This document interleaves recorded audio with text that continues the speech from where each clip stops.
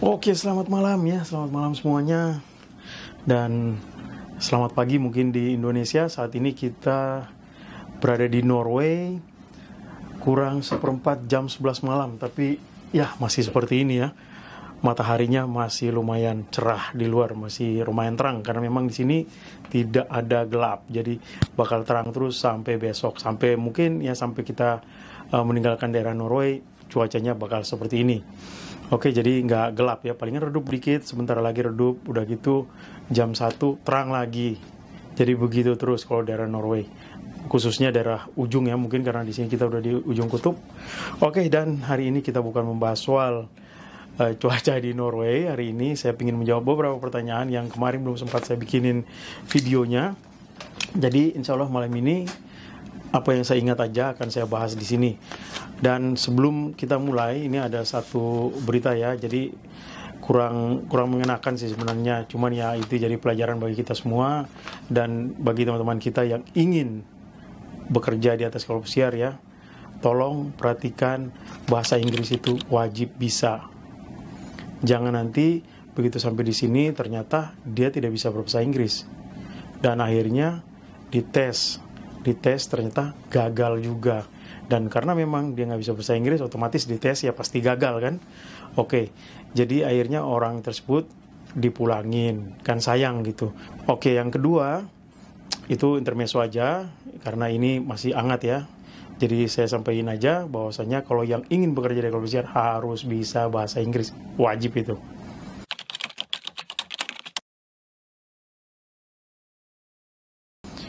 Oke, terus yang kedua, ini pertanyaan tentang, dan ini rata-rata orang-orang baru ya, yang berangkat itu masih bingung, rata-rata pingin nyari modal katanya buat ngurus dokumen, buat medical check up apa semua segala macam. Ini saya masih tahu berdasarkan pengalaman saya bahwa untuk pengurusan dokumen itu ya, mulai dari medical check up itu rata-rata 800 sampai 1 juta medical check up ya. Terus buku pelaut itu 350, paspor 350, visa itu nanti di reimburse kan.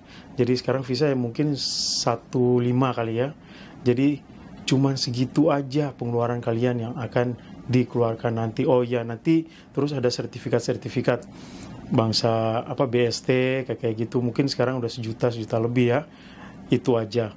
Karena kalau untuk baru bikin BST itu biayanya agak mahal, tapi kalau renew itu udah agak sedikit murah ya. Jadi itu karena ada yang saya dengar dari rumah dia nyari ngutangan, ada yang ngutang sampai puluhan juta.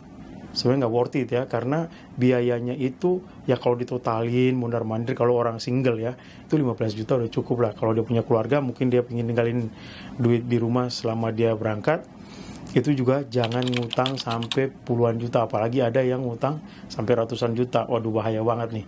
Ingat, kerja di kapal itu gajinya sudah bisa ditakar. Jadi kalau misalnya ada yang berangkat dari Seven Cook ya palingan berapa? 900, 1000, 1100. Di kursin ya cuman berapa? 16 juta kan? 16 juta. Nah kalau kita utang kita lebih banyak daripada gaji yang bakal kita terima, ya percuma nanti. Karena begitu kita cuma berangkat kontrak pertama cuman bayarin utang aja. Oke, dan itu yang kedua.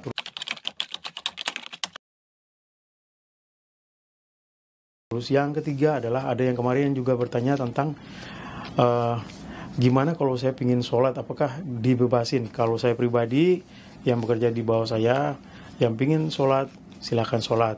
Karena orang sholat kan paling 10 menit, 5 menit, 10 menit kan, terkecuali sholat Jumat. Dan kita di sini sholat Jumat itu di atas jam 2. Jadi kalau di departemen saya jam 2 itu sudah jam off kita. Jadi sudah bisa untuk off dan bisa untuk ngikutin sholat Jumat. Karena sholat Jumat di sini itu mulai jam 2, selesai khutbah itu ya sekitar setengah 3, jam 3 baru selesai Jumatan.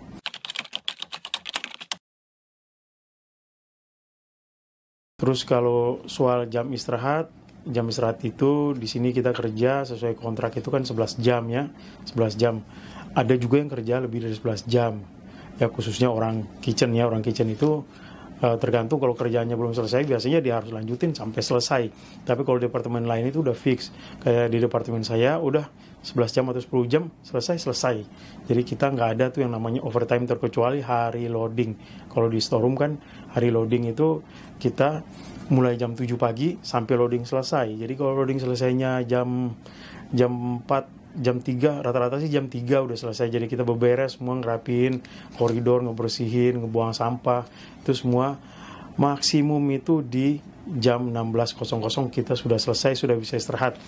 Terus nanti kalau biasanya di tempat saya, ini berdasarkan apa yang saya alamin aja ya, jadi di departemen saya aja, karena saya di daerah di gudang kan. Jadi biasanya saya ngasih jam istirahat tuh 3 jam biar tidak kena violation, karena kita kan ngikutin standar buruh internasional kan, ILO. Jadi kita harus ngikutin jam istirahatnya, harus benar-benar sesuai dengan prosedur.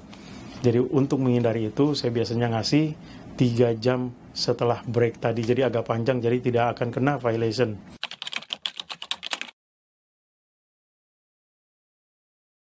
Oke, kita nyeruput dulu. Terus ada lagi yang nanya nih, kalau kita melamar di kitchen, pertanyaan apa aja untuk jadi cook ya? Nah, ini saya sempat nanya-nanya nih beberapa hari kemarin, nanya-nanya. Ternyata pertanyaannya itu nggak banyak kok, simple. 1, ditanya sebutin 5 mother sauce. Mother sauce kan udah jelas kan, orang kitchen udah pasti tahu mother sauce. Apa perlu saya sebutin juga, karena saya juga dulu dari kitchen tapi udah lama banget ya. Jadi cuman ya itu bechamel kayak gitu kan, terus hollandaise, ya itulah. Nanti bisa di Google aja, nanti saya sebutin, takut udah lupa kan, jadi bisa di Google aja.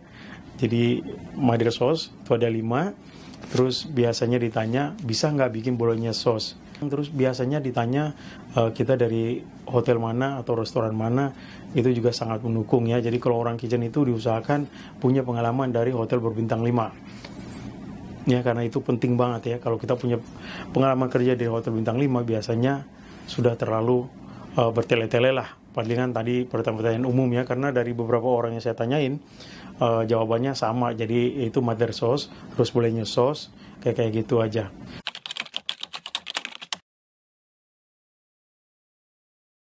Kalau ada yang bertanya kalau di gudang terima karyawan perempuan di perusahaan ini, atau saya juga nggak tahu ya di perusahaan lain, cuman yang setahu saya di bagian gudang atau bagian storeroom itu tidak ada perempuan. Jadi semuanya laki-laki, karena memang kerjanya kan ngangkat-ngangkat kita. Berarti ini mungkin ada yang mikir storeroom itu kayak departemen store gitu kan, toko. Bukan, di sini bukan toko ya, sini gudang. Jadi khusus laki-laki ya. Jadi oke. Jadi apalagi pertanyaan, kayaknya cuman segitu yang saya ingat. Nanti kalau misalnya ada lagi, nanti saya buatin videonya. Dan kalau misalnya ada yang mau bertanya, silakan tulis aja di kolom komentar, nanti saya jawab. Insya Allah pasti saya jawab. Oke, dan akhirnya thanks for watching. Sampai ketemu di video selanjutnya. Ciao.